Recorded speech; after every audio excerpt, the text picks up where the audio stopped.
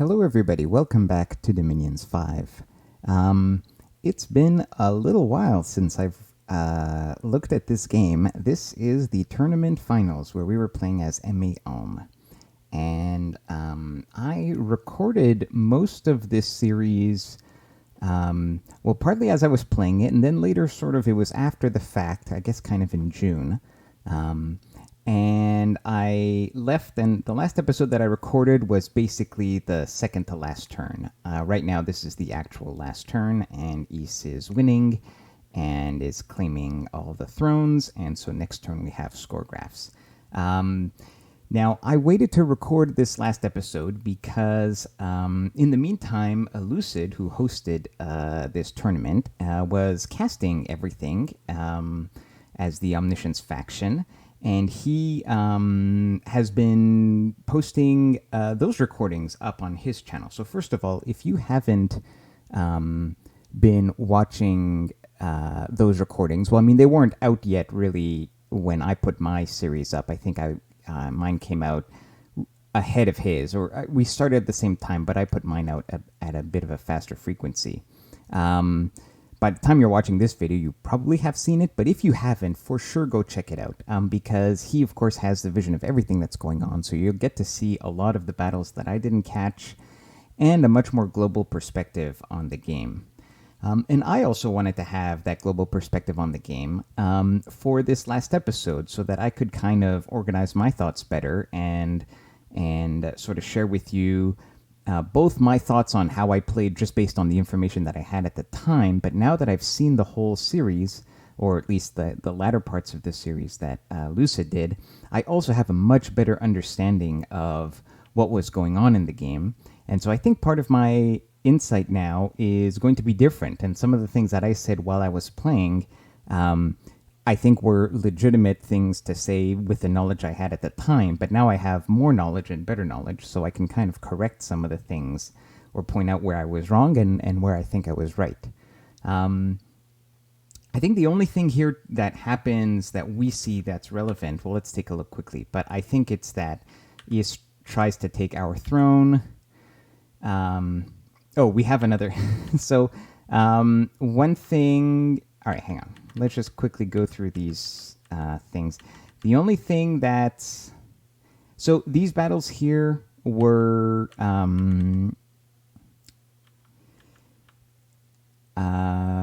Lucid shows them on his recording of the game. So this is here the golems kill everything. This is Vanheim taking Vanheim's throne, which wins him the game. That's the only relevant thing. And then here he also showed, and he also showed Ind trying just with a communion to take this throne here, which fails. Now, and this he also shows where Ys teleported his god, and then we kill it. And there honestly wasn't that much to see here. The god magic phases and wins, and then we just destroy it, because I mean obviously his god isn't like, it gets hit already with iron darts, and it gets some buffs off, but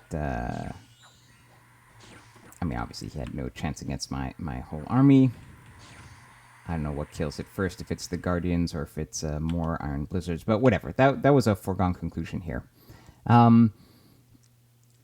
So a couple things I guess I want to point out. If you are just coming here from Lucid's, just stuff in terms of my ongoing war with Jotunheim here.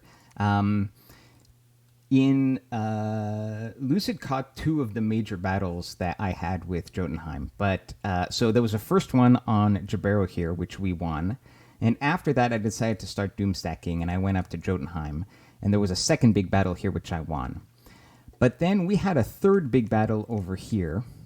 And actually, no, I do think Lucid caught that one. Yeah, maybe he did catch that one. I think he missed it at first and then went back. Anyway, so we had a third battle. In each of these battles, we killed like 7 geared Scrotty thugs and a Turbo Communion.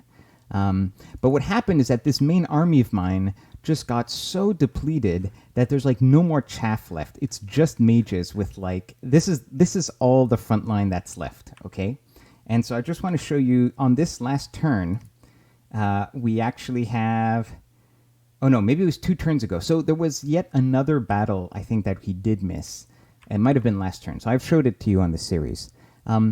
So if my memory is correct, I had a total of 4 battles with big battles with Jotunheim. Won every single one of them. Each time I had fewer and fewer chaff in front. Each time we killed a ton of Scrotty and a ton of mages. I think one of the things that I still like going back over the game,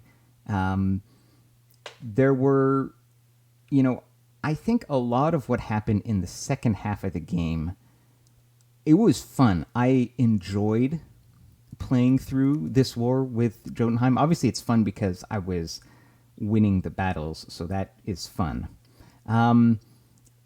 But all of this happened because of my absolute garbage, terrible play in my first war against Pythium. And so for me personally, I lost this game in that first battle. And I don't know why I was playing like such garbage, but it really, I did such a bad job. And to remind you what I did so poorly, is I decided to go after Pythium with cavalry, which is the worst thing because Pythium, we have low MR troops. Pythium's going to kill them with Mind Burn or Soul Slay, but Mind Burn at the time.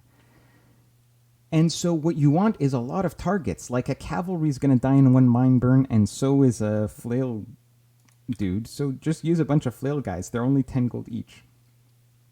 Then I attacked when I was like 2 or 3 turns away from Iron Blizzard.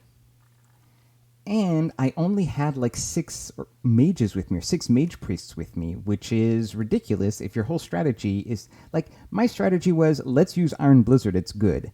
Then I attacked without Iron Blizzard, and even if I had attacked with Iron Blizzard, I only had like 6 of these mages. So, just a failure on so many levels. Now, waiting for the Pretender, less relevant because he could have been magic dueled very easily.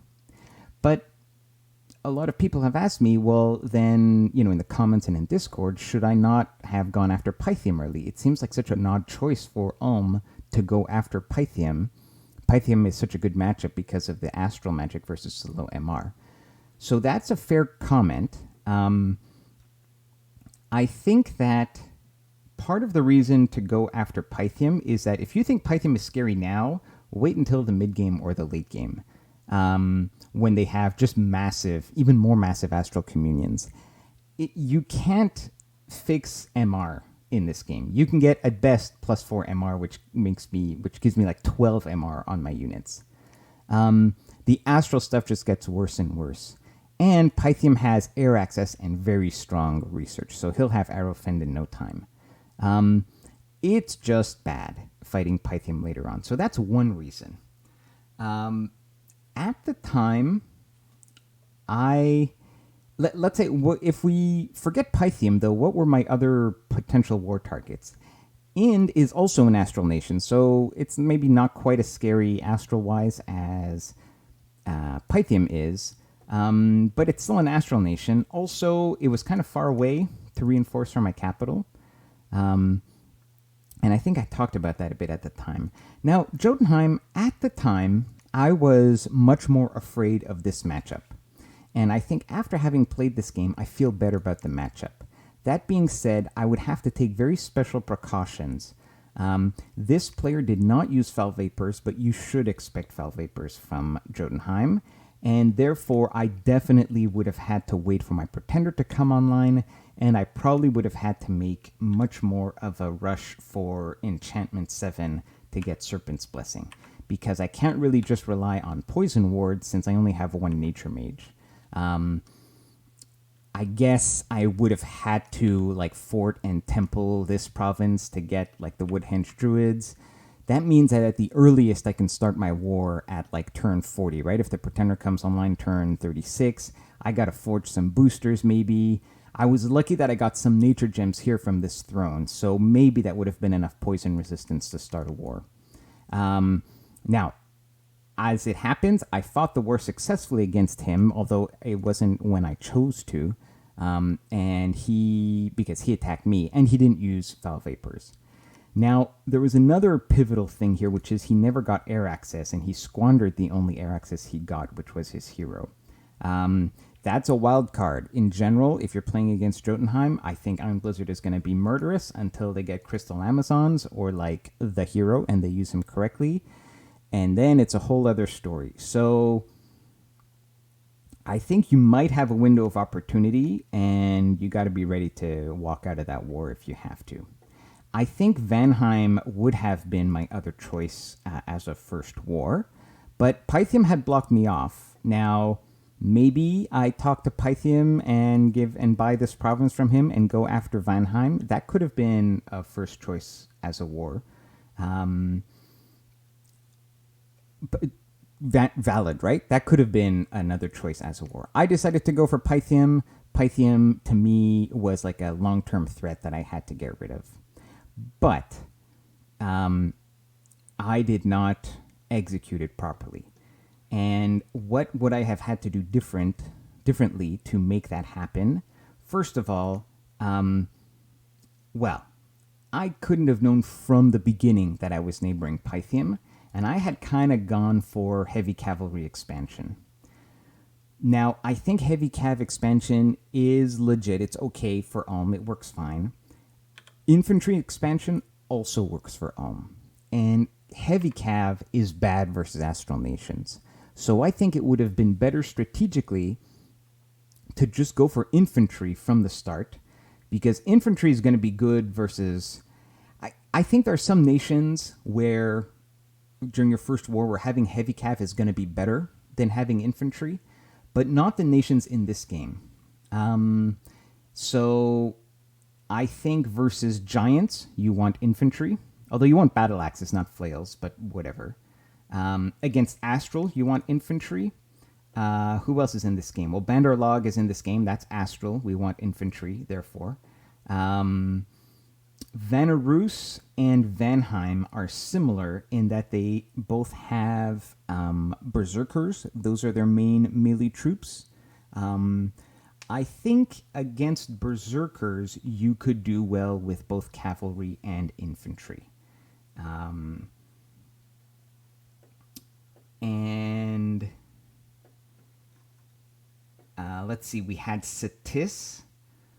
I think versus Satis, you're going to be facing like Enchantment 5, so you probably want... Both are okay. Both have their merits. The thing with having cavalry is that you could get overwhelmed by just a ton of units. So they can, a good Satis player is probably going to recruit a ton of elite warriors, and then they're going to have a bajillion... here, these guys. These are quite easy to mass up. They do a good amount of damage. This will only do chip damage to Ulm troops, but still. But these guys are going to... You can mass them, and then you have a ton, like horde of skeletons galore going all the way around. Also, by the way, you have to deal with foul vapors. But if you do have to fight Satis, infantry is going to give you a better, like a wider front line to delay their attack so that your mages have more time to work their magic and cause a rout. That being said, with cavalry, you could just do like an attack rear, and you can punch through their lines before the skeletons mass up too much, and you can actually kill their mages that way.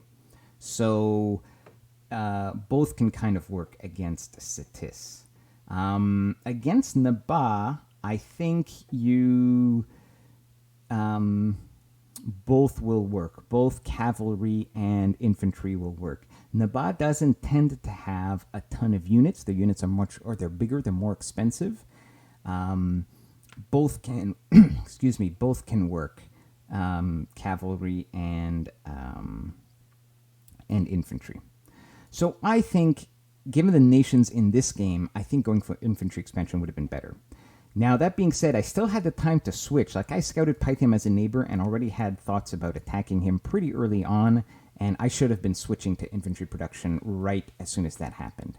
The other thing I should have done is, right when that happened, is I should have stopped recruiting master smiths and gone into priest smiths. Now, I think it's normal as to get a few master smiths early on because you're fishing for that air random so that you can maybe start making alquils to jumpstart your research. But I kind of went fishing for random paths for too long, and I only had 7 or 8 mages by the time my big army walked up to his fort walls. That is sort of unacceptable for a strategy that's relying on those mages. That could have been 20, right? I think maybe for like half, as soon as you scout Pythium, you stop, and then you just go into mage priests, and I keep calling them mage priests, but they're priest smiths. And you just go for those, and then you'd have like 15 to 20 for that fight. Oh, excuse me, we have a phone call. Okay, and we're back. Yeah, so I was talking about how you should recruit a lot more priest smiths. And I think that's really all that needs to be said about how to take that war on successfully. Now, in terms of the Diplo choices that happened afterwards, and now I'm just talking about, I'm kind of going over my decisions and what I did, and this is only based on the information that I had at the time. One thing, so I had that battle, and I lost a ton of stuff. Now, I think that sent signals to Vanheim that I had become weaker and that this would be a good time for him to attack me. So is there anything I could have done to not have that happen? Obviously, not losing the battle against Pythium would have helped a lot. But assuming I did lose it, could I have done anything differently in terms of my Diplo here with Vanheim? I don't know. It's been suggested, well, what if I had pieced out with Pythium and kind of been walked back? Maybe.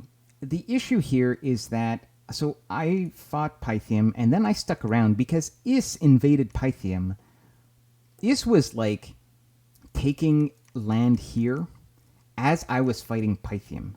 So Is was already involved here. So if I retreated completely, I was giving all of this up to Is, which is what in fact ended up happening. If Vanheim had gone after Cetis, which he was kind of in the process of doing. So, like, I always suspected Vanheim might attack me. But I also saw that Vanheim was taking territory here from Cetis, and I knew that the cap was still available. So I certainly considered that Vanheim, although he might want to attack me, he would first go after Cetis.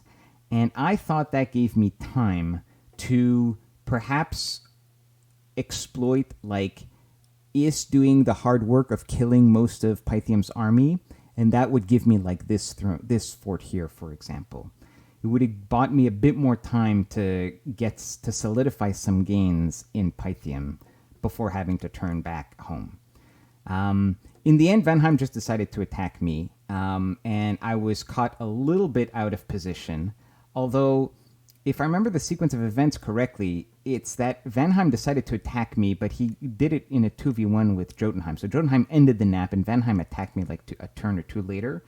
So my army kind of made its way back. What killed me here was the 2v1. If Vanheim was eating Cetis, if Vanheim had chosen to eat Cetis, I don't know if I remember in-game sending messages to Vanheim and not getting much of a response back. And so I maybe wrongly, but with the information that I had at the time, I did not feel I had a lot of diplomatic leverage with Vanheim. I felt he was going to do what he was going to do. And unfortunately, it turned out he did not decide to go after Sitis. If he had gone after Sitis, would Jotunheim still have attacked me in a 1v1? Or would he have waited like 5 or 6 turns before, Vanheim finished Sitis and then tried to 2v1 me? Who knows?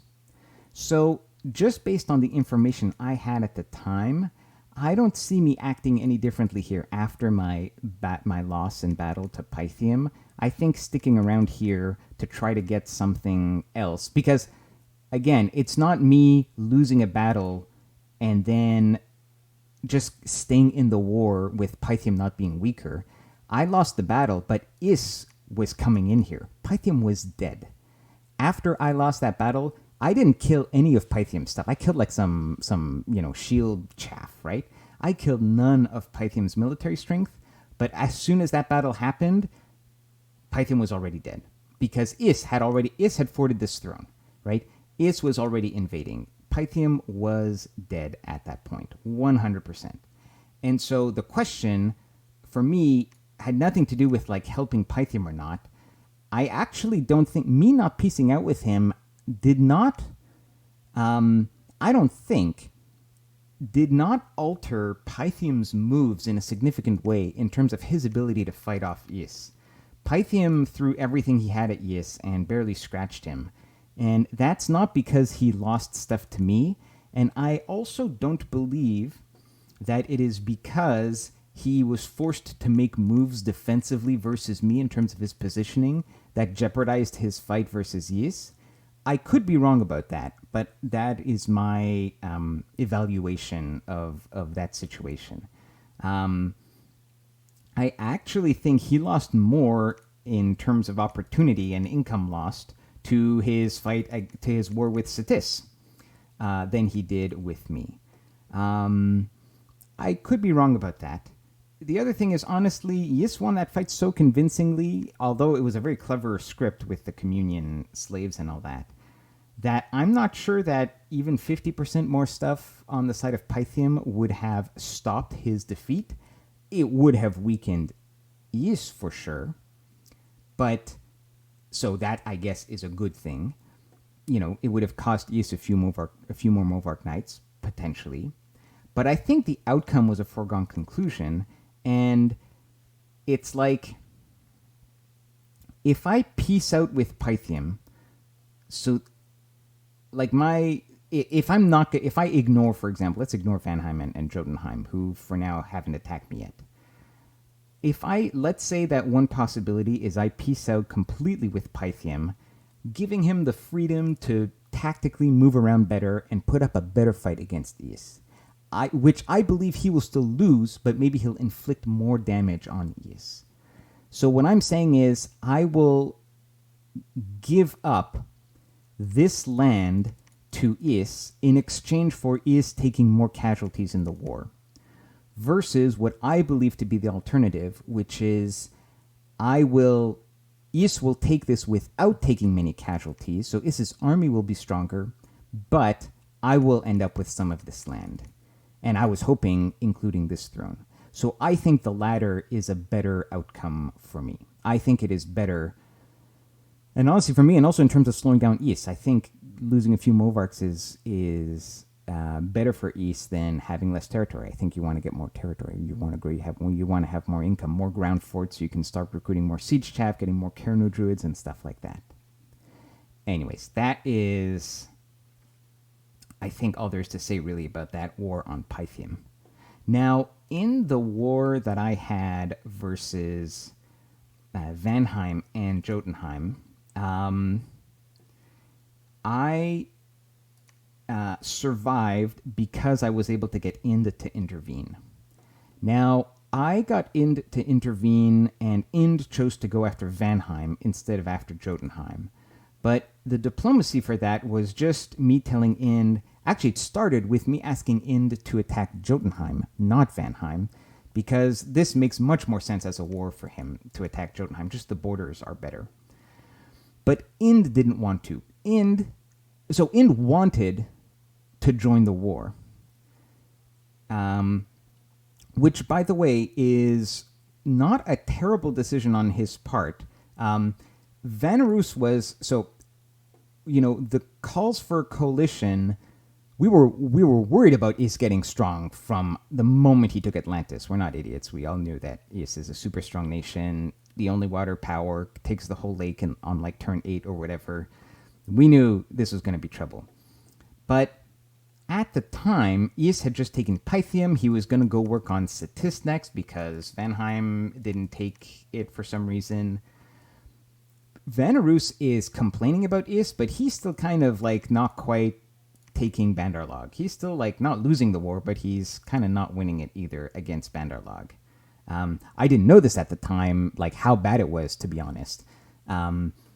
It turned out to be much worse, having watched Lucid's thing, losing his Pretender and losing a ton of chaff. But I knew that he was struggling here. So, this diplomatically, it wasn't reasonable for a coalition to form now, especially with Vanarus calling for it while he's not yet being attacked. There were like a few turns here before this whole conflict starts to erupt. Ind joining a war that is not a war with Is at this point is a legitimate option, but all players have to know that at some point they're going to have to fight Is. I think that if there's one criticism I have of the mentality of all the players in this game, with perhaps the exception of Jotunheim, although maybe also with Jotunheim, because he definitely had borders with Is on land at the end here, right? It's that everybody should have known that they were going to have to fight Is at some point. That doesn't mean you can't do anything else. It just means you have to be ready to stop doing that other thing when the time is right to go and fight Is, right? So, look, even if I think Vanheim did a mistake by not taking Cetis. Him taking land from me was good for him. Like, for him, he got a lot of land, so it wasn't bad for him. I think getting a capital would be better, but whatever. So I think it was more of a mistake in terms of not, trying to slow down the game leader in that sense. However, all that being said, supposing Vanheim doesn't take Cetis, that would be like a preemptive move to try to slow down Is. He didn't make that preemptive move. Fine. But later on, you have to know that whatever you're doing, whatever you're going to get involved in, you have to be ready to stop that and then go and fight Is.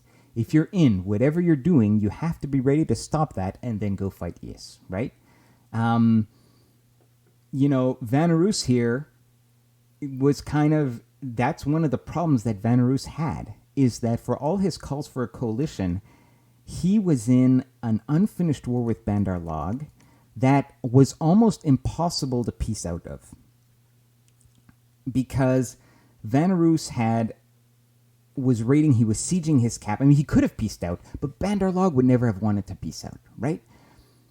There's no way. Vanarus, like, when you're winning a slow war or when you're losing a slow war, what terms as the loser do you agree to in terms of piecing out, right? Vanarus suddenly joining a coalition to fight Is, like, let's say I got involved in a 1v1 with Jotunheim, and Jotunheim did not want to peace out with me. Let's just imagine that. And so therefore, I couldn't really participate in the coalition versus Is. You could imagine Vanarus fighting here, Vanheim fighting here, Ind fighting here. But what, Bandarlog's just going to twiddle his thumbs? No, Bandarlog's not going to be okay with just like having 6 provinces here. And it's like, we're going to pause our war, says Vanarus, while I go conquer like Pythium, and you just got to chill for a while. That never would have worked. So that was a problem with Vanarus' situation, is that he wasn't in a position where he could stop what he was doing and go join the coalition. And he didn't kill Bandar Log fast enough. In fact, Bandar Log was far from dead by the time Is actually attacked him. So that was Vanarus' sticky situation. And then with Vanheim and Ind, and let's talk about Ind for a moment here. You know, Ind did not engineer his war with, it turns out, Vanheim in such a way that it allowed him to stop it and then go fight Is, which he should have known, in my opinion, that that would be a necessary thing to do in the near future. Now, you could make the argument that choosing Vanheim as a target was the mistake. I believe so. I believe he should have chosen Jotunheim. I think this was a totally good, reasonable war for him to have. For a couple of reasons. First of all, if you're going to have... Now, well, he had a few options, right? So Vanheim and Jotunheim are 2v1ing Ulm. He could have just grabbed a few more things from me. He could have made it a 3v1. That could have been an option. But I think after that, when the world decides to, okay, now we're going to fight against Is, what does Jotunheim do? He still doesn't have great borders, so is Jotunheim just going to chill? I think Ind was kind of worried about that. Ind was worried about, if he 3v1s he's not going to get my capital. He'll get a few nice forts. I mean, this is actually a really nice fort.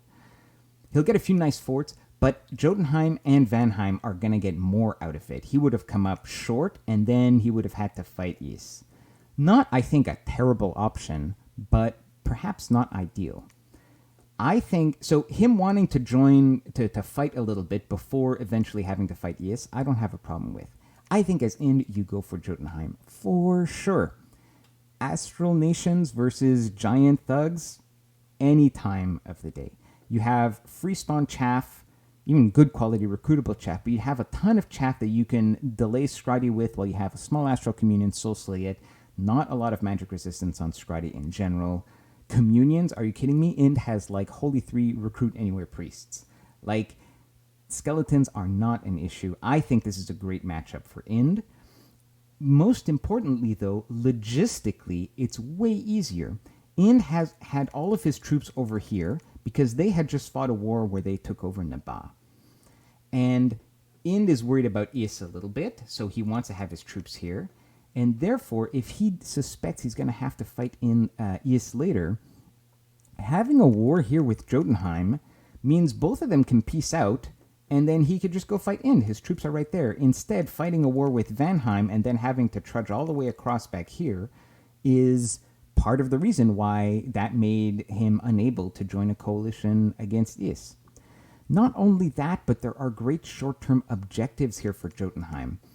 For Ind versus Jotunheim. Like, here, Ind's border with Vanheim was over here, right? So this was Vanheim's land, and this was mine, and then this was Ind's, right? This is Vanheim, the capital. What gains could you make as Ind? And for the, by the way, the inverse is also true, but in this case, Ind was the aggressor. What gains could you make as Ind, and then keep after you pieced out to go fight Is, right? So I'm about to start a war, but I suspect that maybe in 10 or 20 turns, or I don't know how long, maybe 5 turns, maybe 20 turns, I'm going to have to go and turn around to fight Is. I need a war where I could get something, and either a war that I'm going to completely win in 10 turns, or a war that I can get objectives that I can keep and then piece out and keep those objectives. So if I'm fighting Ind, if I'm Ind and I'm fighting Vanheim, what, am I going to take forts in his cap circle, then say, hang on guys, we got to piece out so we can go fight Is. By the way, I'm going to hold on to your cap circle? No way Vanheim's going to agree to that. Vanheim's going to demand his cap circle back, and therefore as Ind, you're going to have fought a war, and the only thing you will have gained will be like one province here. That's ridiculous. Because for sure you're going to lose something in the war, right? Now, yes, that's bad. Like, both players are losing something in the war, but and that is puts him in a disadvantageous position when they want to go and fight Is. But neither player will have anything to show for it. If Is had fought with Jotunheim, maybe they fight over Nabaa.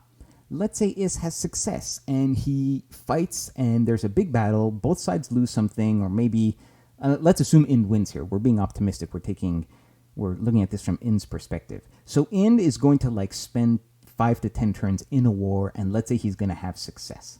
If he does that with Vanheim, that success means he gets 2 provinces. If he gets the cap, then that means he's won the whole war because it was an epic battle. He's going to lose a ton of stuff, and sure, he continues there. So Ind's choice to attack Vanheim would presuppose that he thinks he can totally conquer Vanheim, which I do not think the Ind player believed he could do.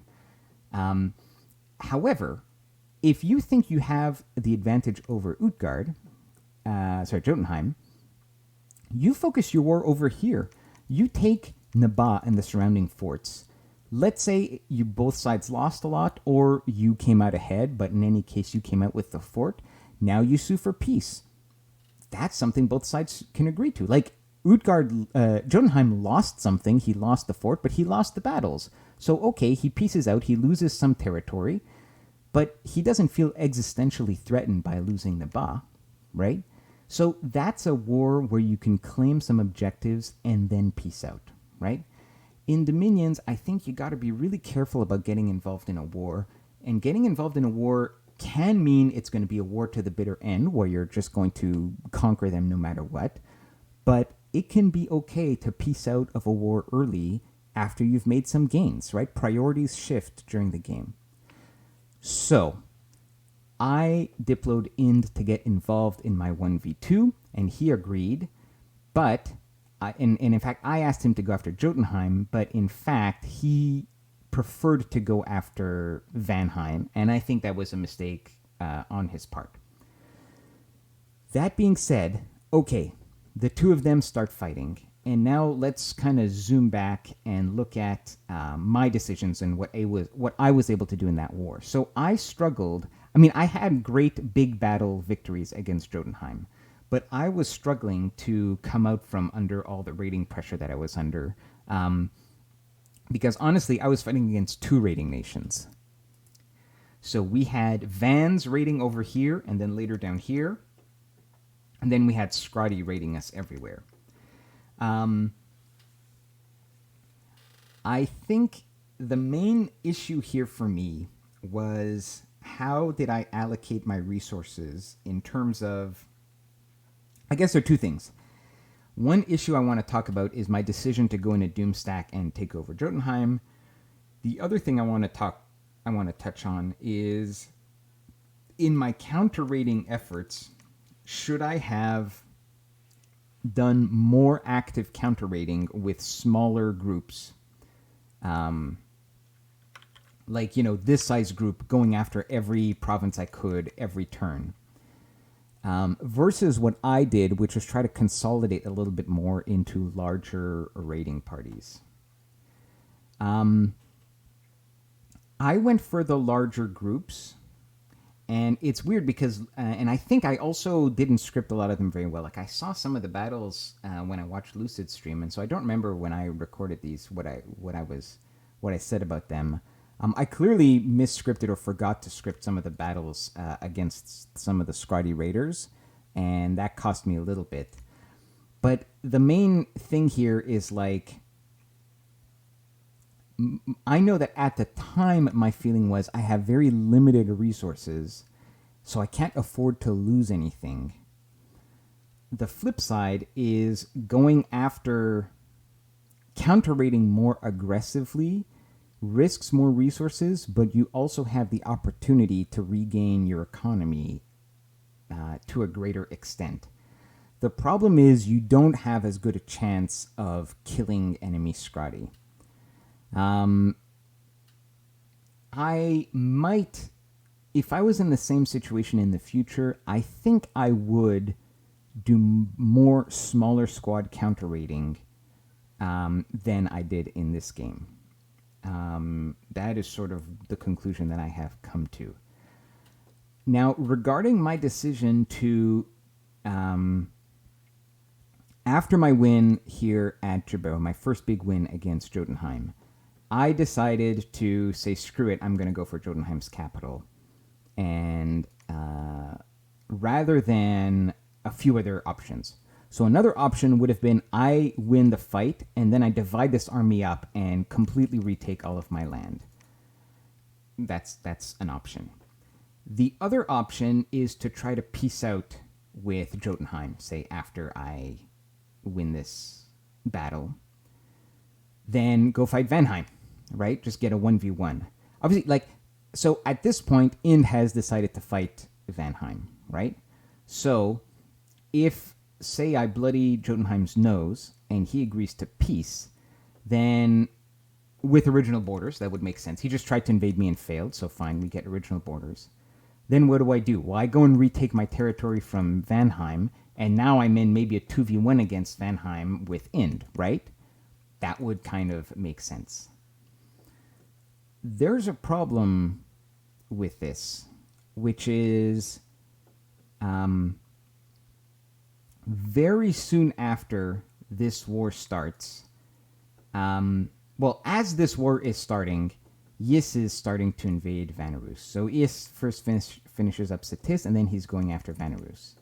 Now, I think given the perfect information that we now have, or close to perfect information that we now have, having watched Lucid's stream of the game, Lucid's casting of the game, so my analysis looking at that overall situation is that Vanarus was in a much weaker position than I believed him to be in-game.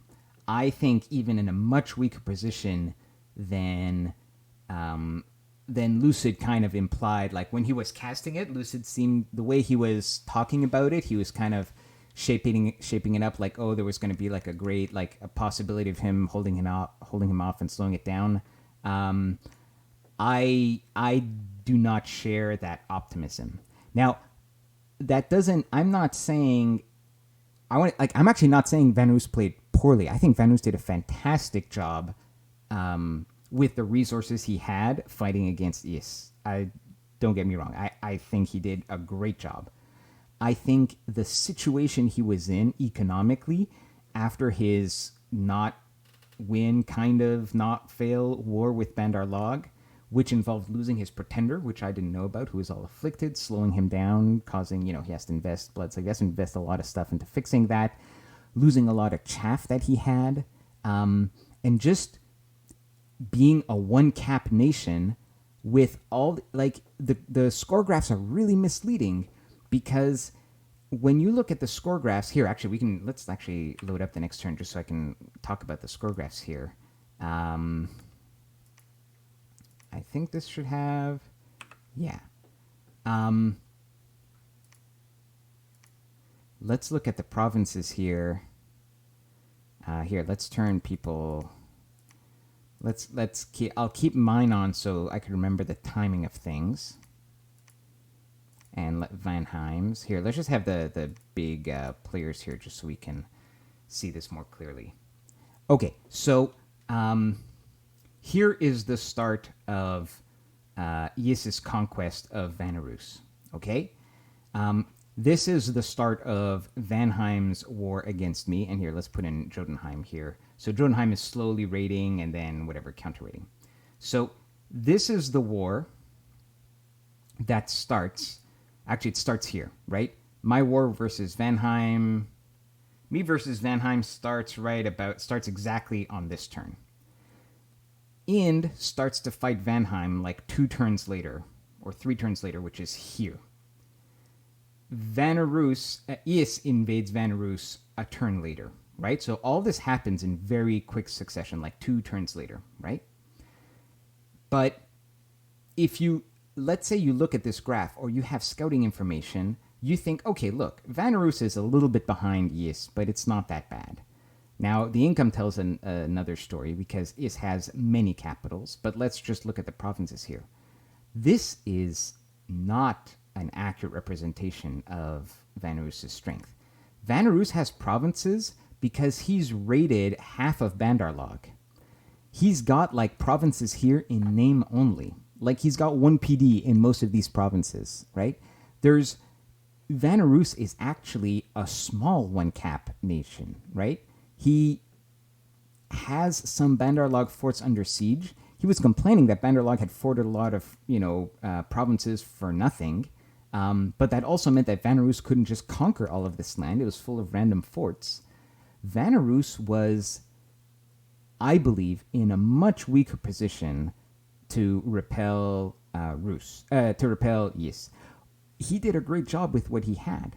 Now, he did have good research, and that is what saved. That is what allowed him to pull off a lot of those defenses, right, with Frost Devils and things like that. All things that we would see later on while watching Lucid's casting of it.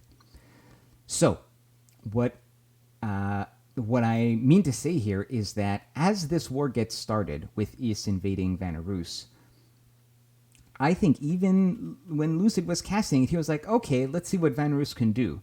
When I saw what he had, I was like, oh, the game was over here. Not here. Not like after he had conquered and Vanarus had tried and failed. No, it was over here already.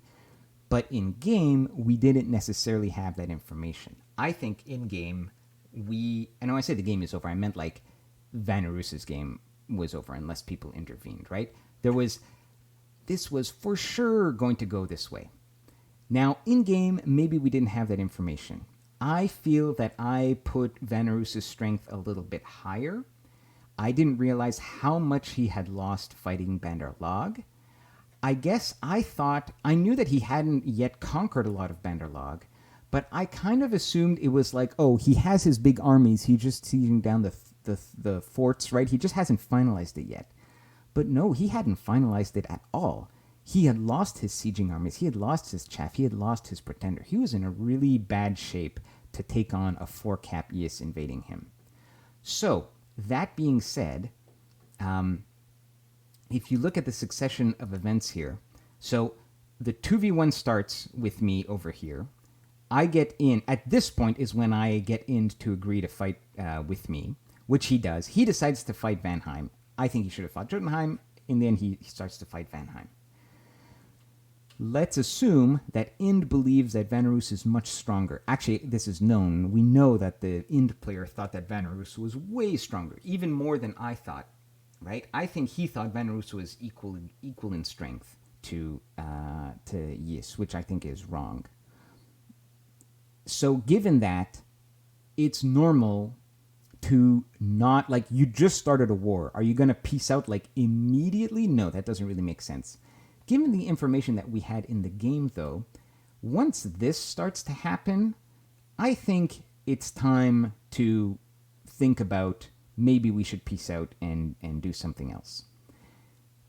And you might think this is a really short term, but this is actually like 5 or 6 turns. Like, they started their war like here, right?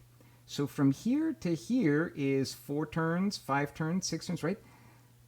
This was them skirmishing over the border, right? If you look at the army size, the major battle doesn't happen until over here, right? This was this was the battle at the capital. This was in fighting his major battle over the forts that actually was kind of over my fort previously. So let's look at this time point here and look back here in the provinces, right? At this point, you could say, like, in a perfect world, maybe they peace out before they have the major battle, right? So far, they have fought a war. They have started to fight, but all they've been doing is raiding, counter-raiding. Nobody has really lost anything. And people are starting to say, hey guys, we should get together and fight Ys. This is a perfect time to peace out. Now, why does Vanheim not peace out? At that time, I don't know if Vanheim was willing to peace out. Vanheim currently is waging a raiding war. He's got like a ton of provinces. He's tracing income. At that time, Vanheim had like taken this fort. He controlled a lot of my land here. He's raiding into here. He was tracing income in some places. Now, to be fair, in other places, he wasn't tracing income, right? So maybe Vanheim isn't impressed yet with what he's seen from In, and he's like, hey, I can actually win this war. Meanwhile, Ind is thinking, hey, he's just being an annoying elf, but wait until he sees my Gog Reavers or whatever, and I'll show him, right? That's what these players are thinking at the time. They haven't yet had a major battle. So on the one hand, they're really tempted. Each player is thinking, I'm going to have the major battle, and then I'm going to win, and then I'm going to be able to extract some concessions from my opponent before piecing out and going to fight Ys. Question mark? What concessions could you possibly extract as Ind? It seems like this province, this throne, was what they were fighting over in this diplomacy, which incidentally was mine to begin with. This is one that Vanheim took from me, and Ind felt that he could go and take this throne. I go and take this fort, and Vanheim was like, I won this from Ulm, and you haven't shown me anything militarily that indicates that you would be able to take it from me, so why should I give it to you? And they were bickering over this fort, is my impression here, is from reading what all the players are saying in all the different chats. They have a big fight over it. Ind loses a lot. Still, no peace, right? At this point, still unwilling to make peace. Now it's getting into ridiculous times. You can still peace out. If you're Vanheim,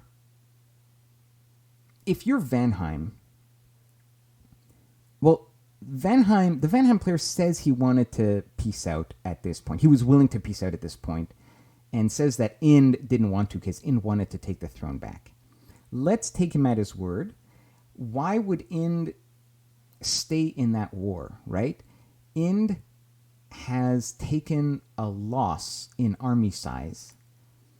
He doesn't feel like, why would you feel, oh, I'll do it again better, I'll do it again, but it'll be better next time. Did he have some key research that was about to come online, right? Like, was this like just a bad logistics, but he had more army coming through, right? In the absence of anything else going on, there could be situations where you could justify staying in this war, but they have to be really good. I think this is a classic example of try to get out of the war when you can. Like, remember, I think you're aware that you have to go fight Ys at some point, and therefore you're looking for, what you were hoping is that your war against Vanheim, you were going to be able to win, extract concessions, and go fight Ys.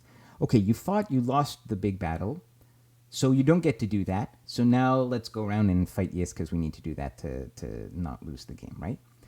But Vanheim says he was willing to peace out, but what's his next move? He goes for the capital. So I don't know. I can't, like, if you're saying you're willing to peace out and you move all your armies towards his capital, then that's not going to help the other player decide to peace out with you, right? So I think there were moves here that were made on both sides that did not at all coincide with the notion of they wanted to have peace, okay? So this war here between the two lasted for a couple of turns. Like, I don't think it was the right target for Ind, but even after he chose the target, there were still plenty of opportunity to just peace out and go fight Ys. The why it didn't happen, I think, was in part because the players in the game misjudged the strength of Vanarus, and because they didn't make the correct decisions. Like, they didn't prioritize enough the necessity to go fight Ys over a war which they couldn't see, like in the fog of war. And I guess what I mean is, like, in the bloodlust of war, they were too concerned about the small victories that they were hoping to extract from each other rather than the big picture victories that had to be gained. And I think this would have been a totally different situation if Ind had attacked Jotunheim, right?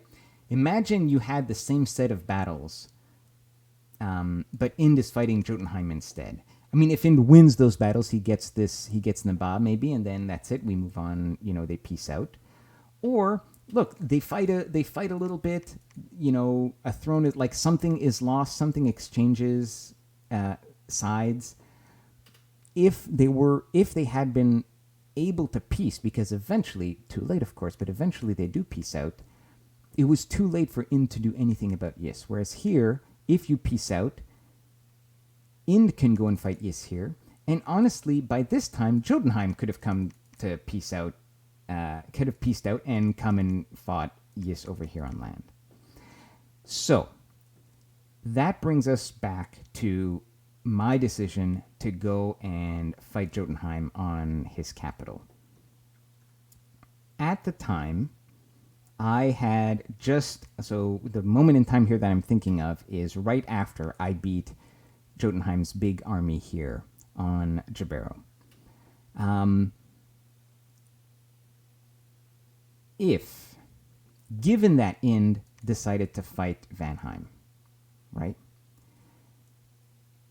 If I do not peace out with Jotunheim, if I go and continue to fight him, what I am hoping for is that even though I asked Ind to fight Vanheim, what I now want them to do is to stop fighting and to go fight Yis, right? They were not able to do that. But that is what I am hoping for and counting on. I got pretty savagely elfed and 2v1'd early on in this war. And in my view, that puts me out of contention to become a major power for a significant amount of time. If we look at where I'm at here at the end on the last turn, so this is the turn the game actually officially ends. It took a long time for me to get here, but let's take a look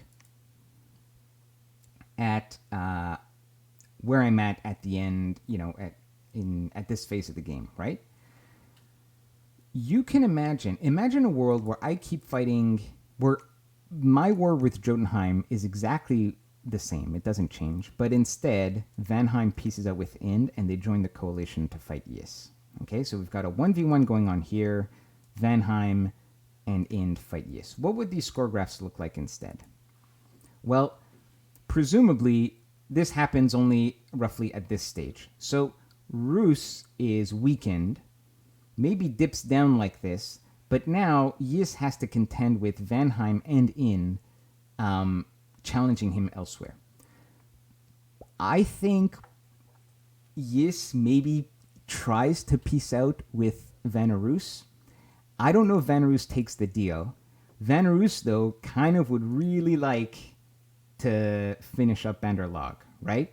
So there's an interesting dynamic here where Vanarus was calling for the peace, but maybe he doesn't join the coalition. I think that could be a very interesting what-if scenario. I don't know what happens here with Bandarlog, but let's say Vanarus does fight back. He retakes what he lost as the coalition fights back. So the coalition here involves Vanheim, who, this is, by the way, I'm fighting a 1v1 with Jotunheim here. So I don't retake this land to the west. Vanheim has it. So Vanheim can fight on the Cetis and Pythium front. Ind can fight on this front, kind of pushing in towards Cetis from the west. And Vanarus is pushing back on his land.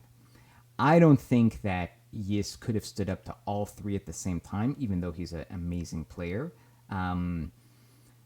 I think that would have been too much pressure for him. So you can imagine Vanheim's graph going up a little bit. You can imagine Ind's graph going up a bit. You can imagine Vanarus's graph stabilizing a little bit, or kind of coming back up. And you can imagine Yis's graph, lowering down a little bit. I think you have a pretty equal distribution between all of those players, right? I think that lasts for a while. Meanwhile, where am I at? I'm, if we look at this stage in the game, right, they're having this long war. I have finally reached, in terms of provinces, the same amount of provinces as Jotunheim. But if you actually look at the map, by now, this war is now over. My war with Jotunheim is over. He has absolutely nothing left at this stage in the game, right? I haven't finished this, but this is actually literally just mop up at this point. There are no more raiders. I've killed all of the Scrotty. They all died, in these 4 major battles that I had. So at the very end, I kind of did finally reach my goal, right? So in the next few turns, I basically double in size as I finish eating Jotunheim, right? So I would be, in terms of, and if you look at income, my income, now that I've retaken all these lands, is basically on par with all of these other minor powers. Now, if they're taking land from Is and more capitals, they'll be way ahead of me. I would be behind in some ways, but I'm going to retake some of Jotunheim's things. I would be behind the other major powers, but competitively sized. Surprisingly to me, I was doing better in research than I thought, and this is thanks to the Lightless Lanterns. So I'm not in a terrible position for moving into the late game with that setup, right? So that was my long-term plan. That was my hope. My hope was, let's win this long war against Jotunheim while we're diplomatically isolated from the rest of the world, and let's hope that the rest of the world doesn't fail to stop Yis, right? And had that happened diplomatically, I think I would be happy with the situation I'm in now, right? Imagine this map for me, but you have Vanarus kind of fighting back against Is. Maybe Vanarus pushes down here. He ends up with Pythium, right? Or not. I don't know between Vanheim and Vanarus who would end up with Pythium. Maybe Vanarus kind of is with the coalition, but then kind of breaks off and takes Bandar Log, right, to go fight him over here. And In takes this throne over here. He pushes towards Satis. These are not capitals, but honestly, they might as well be all this rich farmland over here, right? Yis probably may keep some land holdings somewhere. He's not going to be completely pushed back in the water.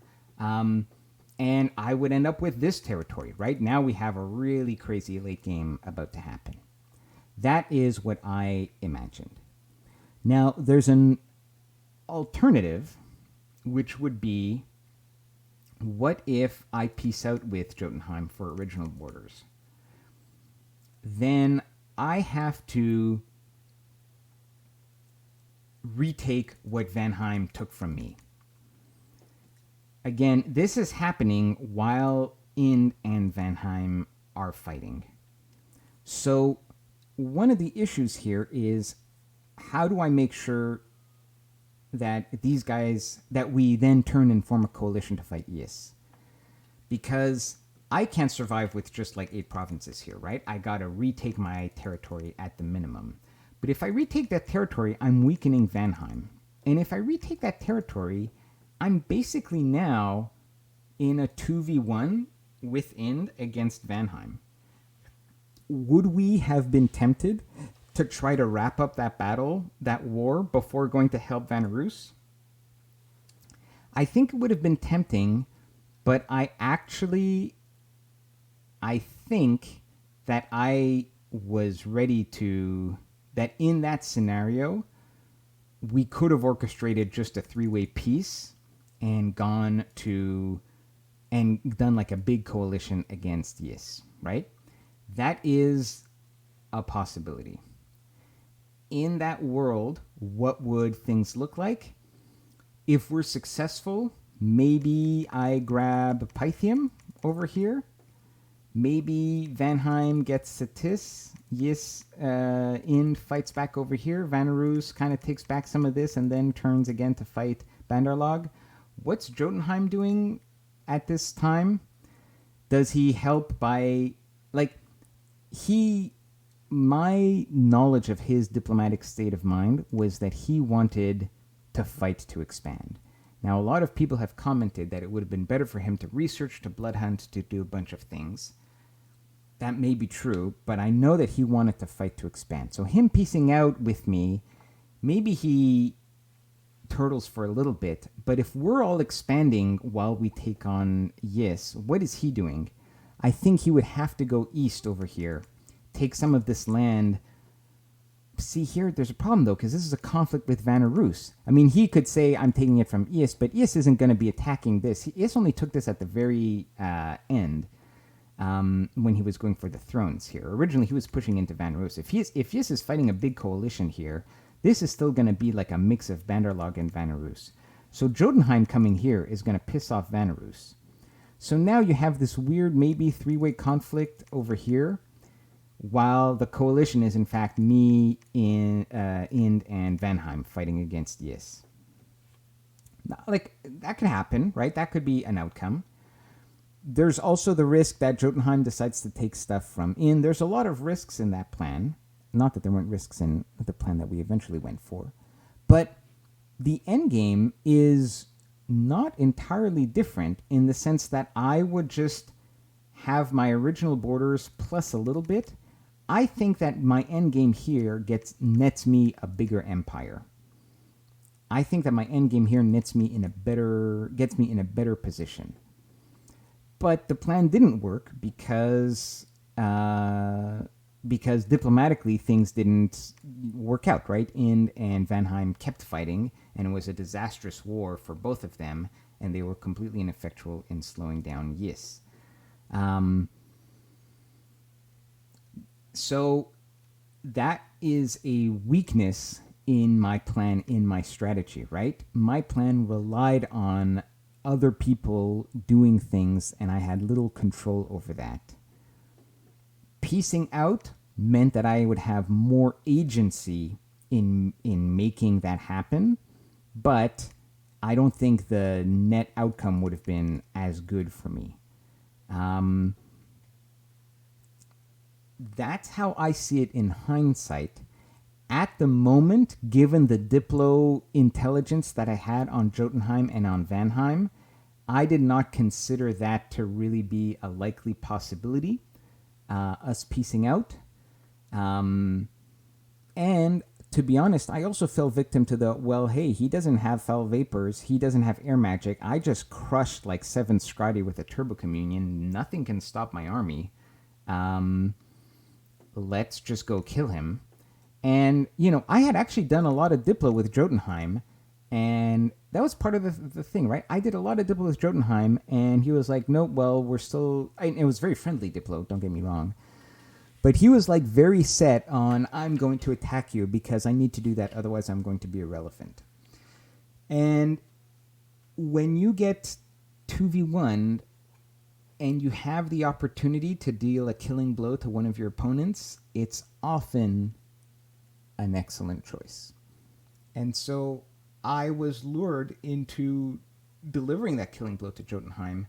And, economically, it was a difficult war because I had long periods of having very low income. But I guess... So the main counter argument to this, and I know I've been going on for a long time, but this is worthy of being a long episode here. The main counter argument to staying in a grindy war like that is that, grindy wars are bad. But that implies that if you get out of the grindy war, you should be getting into another war that's not grindy.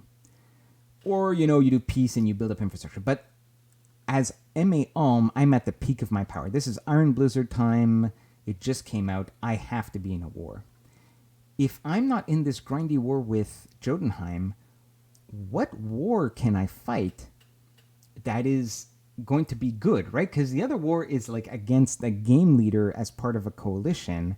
That is not a given, right? It is not at all obvious that is going to be... less painful. I think that if I could rewind time to the moment when I won this battle here in Jabero, would I, given the more experience in Dominions 5 that I've had in the last few months, would I have done things differently? Would I have tried to peace out with Jotunheim, retaken my land from Vanheim?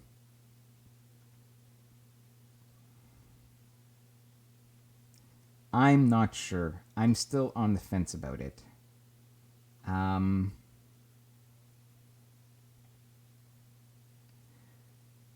There are a lot of loose ends. It's hard to predict what Jotunheim would have done in the future, right? The idea is that piecing out, to me, it just seems so unlikely that Vanheim would be like, okay, you're going to retake all the stuff that I took from you, which is like a lot. It like almost doubled his size. I'm going to let you take all that back. Plus all this stuff. Like, he controlled a lot of my lands. Like, I'm going to let you take all that back, and then we're going to go fight the game leader together. That's a tough sell. That's a tough sell to Vanheim.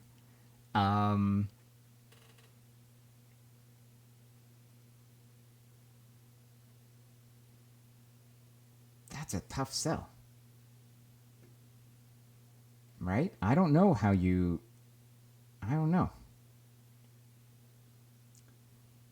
And then you've got a Jotunheim who's just a loose end here, a loose cannon. I don't know. I don't see... I mean, clearly this diplomatic situation was a dumpster fire. But it's not clear to me that if I peace out with Jotunheim, we have a much better diplomatic situation. I mean, I guess you could argue it can't be worse than what we actually had. But at the time, I don't know if I had a way of knowing that it was going to be this bad. The other thing is, I also didn't know. That's, I guess, maybe one of the, I don't want to say a final thought because I don't know if it'll be the last idea that comes to mind here. One thing I realized while watching Lucid's series is that I actually had no idea how bad this war was between the two. So in my mind, I was like, oh yeah, these guys will peace out any time now and they'll go fight Ys. I had no idea that Vanheim was like marching on Inn's cap and that they had... I saw one terrible fight between them. But I didn't know like they went and like he lost all his stuff on his cap. Like I didn't know it had turned into such a slogfest between the two where nobody was winning. They were both just throwing armies at each other and losing the armies. I didn't know that in game. So partly, one of the things I have to kind of take responsibility for is I didn't get diplomatically involved early enough in trying to stop this war that I had started in order to fight the coalition. To my defense, I don't think I needed to get involved. I think if they had, I think these two players should have had the game sense to know that they should have stopped their war and gone to fight Ys. But given that they didn't, if I had intervened diplomatically earlier, I could have maybe prevented things from escalating out of control. But I had no intel that it was escalating out of control. So I guess I always thought, oh, they'll peace out anytime. Oh, they'll peace out anytime. And then it just kind of never happened. But it's worse than never happening. It was just like they were actively sabotaging any chance of peace between them. Whereas I thought it was just like, oh, they're having like minor disagreements over like, who's going to own a fort. Well, no, it was like sending big armies at the other player's cap, right? Is what was going on there. So because I didn't have that information, and that could have just been scouts giving me troop movements. And I had a ton of scouts, but they were all in this area. And I didn't think I needed to bring scouts down here. But having my scouts here would have identified the big troop movements, because Vanheim was using like Einherjar, so you can track that army. And then I could have been in a much better position to tell them like, hey guys, like, I thought you were close to peace or whatever, right? So I think that was certainly a mistake on my part on the diplomatic front. Anyways, this turned out to be a fun game for me. I think we had to redefine success. Once we got 1v2'd, winning the game was certainly going to be a long shot. After I did such a terrible job with Pythium, I kind of felt pretty bad. But I had a lot of success destroying Scrotty and Turbo Communions with Iron Blizzard. And that made the second half of this game fairly enjoyable for me, even though, in the end it didn't turn out how we would have hoped. I'm also a bit disappointed that I never got to show you guys a lot of what makes Ulm super fun. As you get more into the late mid-game, we never got a chance to break out and do any magic spells that weren't like our Pretender or Earth based spells, so we never had a chance to fix our magic diversity, even though we would have had a great opportunity. We had good gem income, and we had the paths on our Pretender. We never got to play with Iron Angels or whatever, the other fun stuff that Ulm can do. So that's unfortunate. And so I'm going to have to look for an opportunity to play MA Ulm again sometime. I'm not playing them in any of the current games that I am playing, although we're about to start a game, and I got a pretty top pick in the draft order, so I decided to draft Ind, which I haven't really played yet, so I'm looking forward to that game. I've sort of recorded the opening videos for that series, but the game itself hasn't started. And then I intend to release this video basically as soon as I finish recording it. And then I'm going to start uploading my LA Tianchi game, which we're still playing, but we're about 40, 50 turns in. And so I'll start releasing those videos as time goes forward. And I think that's going to be it for now. So thanks for watching. Sorry for the big delay between the last video that I uploaded and this one. But I was waiting, to give a more holistic overview of the game.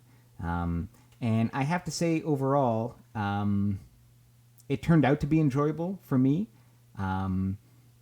Congratulations. I want to mention, I think, let me give a few, I've been critical of a lot of the players, and some of their game sense decisions. I think I should mention, I haven't talked a lot about Is. I think Is played a super solid and amazing game, both on a technical level in terms of the tactics in the battles and also the strategic decisions of who to attack. So congratulations to Is, and well played and well deserved. I think I didn't see enough of Bannerlog's play during the game. I only saw it, while watching the replays by Lucid. So I'm not really going to comment too much because I didn't really see enough of it and have enough time to analyze it. I think I want to congratulate Vanarus. I think he did a fantastic job scripting and fighting against Yis with what he had. I think strategically, his failure wasn't a failure versus Yis. His failure was a failure against Bandar Log. You can totally imagine a scenario where Rus wins this first war much more convincingly and then is a two-cap nation, and then maybe it's not even the target of Yis, because why go after a two-cap nation when you can go after a smaller nation, right? So I think that was his biggest mistake. And, I've framed my criticism of Vanarus as a diplomatic fail in that he was not able to get the other players to join the coalition. But I think the main reason for that isn't that he was, rude in his messages. I don't know, I didn't see his messages. But it's because he was still at war with Bandar Log. That's what caused him all the problems, right? It's really hard to convince somebody to go fight Yis while you're not going to fight him. You're going to still finish your first war, right? If he had conquered Bandar Log, then he would have been in a fantastic position, diplomatically speaking, to get a coalition going. So really, all of his troubles stem from his difficult war with Bandar Log. I think I faulted Vanheim, for not taking Satis, and I stand by that. I don't think attacking me was a bad strategic choice. I think taking Yis was a better strategic choice because it takes it away from Yis, and it doesn't stop you from going after Ulm later. So I think that was a poor strategic choice. And I think, although he says he was willing to peace out with everybody and go fight Yis, some of his actions did not make that easy to follow through with, right? Him charging off to Inn's capital mainly. However, from what I saw about the battles that he had, in particular one that I remember, he had a really, really solid scripting against the Ind armies with Orb Lightning in front, just very well positioned mages, and it was really well planned out. Apparently, one of the main battles at the end when he was trying to defend his throne, he didn't think that there would be a battle there, so he didn't have it scripted. And I actually think he might have been able to hold off that throne. It would have been tough, because the main threat here was golems, and he does have earth mages. Vanarus has earth access, and so you can do shatter. You can kill those golems pretty effectively with shatter. At first when I saw them, I was very critical because it didn't seem, but it turns out that he didn't really script them at all. It's not that he scripted them wrong. He just didn't think there was going to be a fight, so he didn't end up scripting them. So that's too bad. I mean, that is a fail in some sense in that you didn't realize that Yis could be there. But it's not fair to say that he did a bad script. He just did not script it. I think, although I had very friendly terms with Ind, I think Ind deserves a bit of criticism. I think both in terms of game sense, I think he was manipulated a bit, possibly by Yis, into thinking that Vanarus was stronger than he was, and Ind possibly didn't recognize the importance of being ready to go and attack Yis at a moment's notice. And I think I actually don't remember his build. I think he had a rainbow build on his guys. I think he wrongly believed that he had a bad matchup against Jotunheim. I think he would have had a great matchup against Jotunheim. And in terms of his scripts, and the player, by the way, acknowledged, we've talked a lot in the Discord and also in the comments. The player has acknowledged a lot of his shortcomings in this game, but since he shared them in the community, I think he also recognized he didn't quite have the right research priorities, and this was mentioned by Lucid too in his cast. Ind has a lot of great troops or bad troops, whatever. There are a lot of troops, and you need to buff them, and he did not buff his troops. Having a Mindburn communion or a Soul Slate communion is great, but you need your stuff to live long enough so that your mages can kill everything, and you've got Astral Fire Earth mages. You can buff pretty much anything. And you got nature mages too from this fort, right? So you can do all the buffs that you need, and that's what he needed to do, and that's why he lost a lot of the battles that he did with Vanheim. That being said, he clearly had a lot of success early on, right? So he did things right, in killing off Nabah. And finally, Jotunheim, I think that my only criticism of Jotunheim was, I guess, not using foul vapors, and then the way he used his air thugs, which it turns out were absolutely crucial mistakes that cost him the war and the battles with me. So they're small mistakes, but they're kind of very significant mistakes. And I don't know why he didn't use foul vapors, and I also don't know why he kitted out his thug like that. Those were key mistakes that cost him the war. That being said, I find no faults with his strategic play. The early 2v1 against Nabah was well executed, and it got him a second capital. Well done. He was one of the first. I mean, he was only one of the only players to get 2 caps. Really? Who else has 2 caps? Yiz has many caps. Like Jotunheim. Well, actually, now he has 1 cap because I have his cap. So actually, that's pretty funny. Actually, at the end of this game, that's actually really funny. So, for most of this game, the only players with 2 capitals were Yiz, who actually had more than 2, and Jotunheim. But for the last, 15 turns, it's the only player who's have more than 1 cap was me, because I had both my cap and Jotunheim, and I had, no income. That is actually pretty amazing when you think about it. But, yeah, early game very well executed by Jotunheim. Good strategic decision to 2v1 Naba within, right? And it worked out well for both players, obviously. And I can't fault him with his decision to go to war with me, especially knowing that Vanheim, was going to join in a 2v1. No criticism there. Now, should he have instead not fought me and maybe researched up, gotten his blood economy going? Possibly, but take the 2v1 if it's given to you. Should he have asked for peace after when he saw my death stack? I mean, look, if I was Jotunheim and I had that disastrous battle, but I was still thinking of using Foul Vapors and I had that hero, I would definitely think, no, wait a minute, I'll show you. I'm going to have Arrow Fend up and Wailing Winds and Foul Vapors, and I'm going to kill you. So I could understand him wanting to kind of close out the war. But I think his alternative could have been to turtle up and then maybe pressure to the east or something like that. But overall, in terms of the game decisions for Jotunheim, I think he had a correct assessment of his situation. He was like, well, I gotta go fight somebody. And yeah, so no problems there. Bannerlog, I'm not in a great position to talk about. In the buy, we didn't see much. Not in a great position to talk about. Atlantis, I didn't see any of the stuff that went on underwater. So no idea there what happened there. And I think that is it. Anyways, so this has been a very long video, but it was a fun and a long game. So I'll leave the commentary at that. Thank you all for watching, and I'll see you guys next time. Take care.